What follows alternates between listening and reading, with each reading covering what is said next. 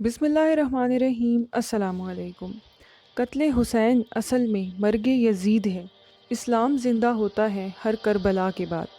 ایک منٹ کے لیے سوچئے ذرا، اگر آپ لوگوں کے سامنے آپ کی اولاد کو جو ہے وہ بے دردی سے قتل کر دیا جائے تو آپ لوگوں کی کیا کیفیت ہوگی؟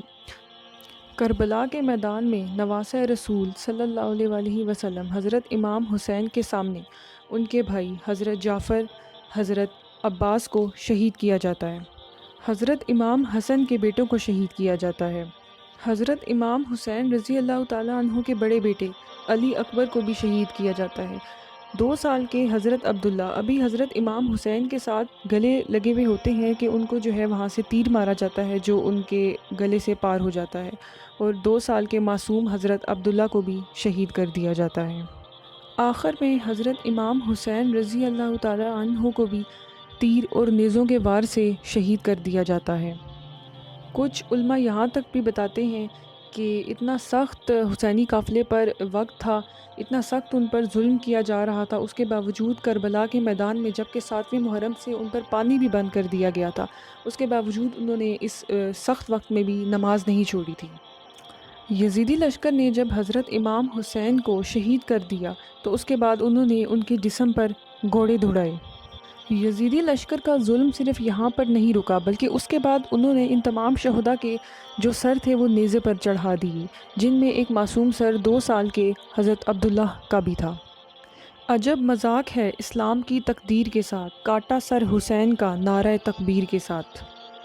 کربلا کے میدان کے سب سے کم سن شہید جو تھے وہ علی اصغر تھے، جن کی عمر صرف 6 مہینے تھی۔ اس کے بعد یزید اور شمر کی جانب سے حضرت امام حسین کے مبارک ہونٹوں پر چھڑیاں ماری گئیں، ان مبارک ہونٹوں پر جن پر نبی صلی اللہ علیہ وآلہ وسلم بوسہ دیا کرتے تھے۔ کہا جاتا ہے کہ جس ٹائم شمر اور یزید حضرت امام حسین کے مبارک ہونٹوں پر چھڑیاں مار رہے تھے، اس ٹائم یزیدی لشکر میں سے یہ کہتے ہوئے سنا گیا کہ اتنا مبارک چہرہ انہوں نے آج تک کسی کا نہیں دیکھا۔ حضرت امام حسن کو زہر دے کر شہید کیا گیا، جبکہ حضرت امام حسین کا سر نیزے پر چڑھا کر ان کو شہید کیا گیا۔ یہ دونوں وہ تھے جن کے بارے میں نبی صلی اللہ علیہ وآلہ وسلم نے فرمایا تھا کہ یہ 2 شہزادے جنت کے نوجوانوں کے سردار ہیں۔ غرور ٹوٹ گیا کوئی مرتبہ نہ ملا، ستم کے بعد بھی کچھ حاصل جفا نہ ملا۔ سر حسین ملا ہے یزید کو لیکن شکست یہ ہے کہ پھر بھی جھکا ہوا نہ ملا۔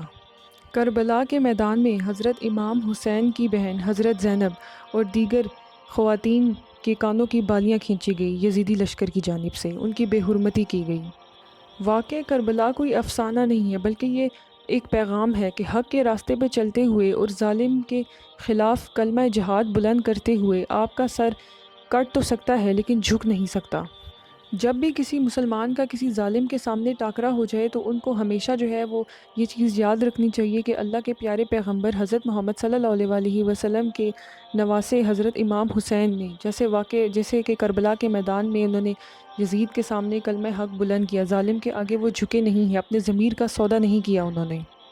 ہر وہ ظالم شخص جو تخت کی لالچ میں آ کر لوگوں پر ظلم کرواتا ہے، اس کو سمجھنا چاہیے وقتی طور پر تو اس کو تخت حاصل ہو جائے گا، لیکن جو حقیقی کامیاب ہیں وہ حق پر چلنے والی اور حسینی قافلے والے ہی ہوں گے۔ کہا جاتا ہے کہ کوفہ کے لوگوں کو پتہ تھا کہ یزید ظالم اور حضرت امام حسین راہ حق پر ہیں، لیکن وہ خاموش رہے اور ظلم کے خلاف آواز نہیں اٹھائی، اور پھر بعد میں وہ پچھتاتے رہے۔ اس ویلاگ میں اگر کوئی بھی الفاظ کی یا کوئی غلطی ہوئی ہو تو اس کے لیے جو ہے وہ معذرت۔ یزید تیرا تخت و تاج 2 گھڑی کا تھا، یزید تیرا تخت و تاج 2 گھڑی کا تھا، ہے آج بھی دلوں پر حکومت حسین کی۔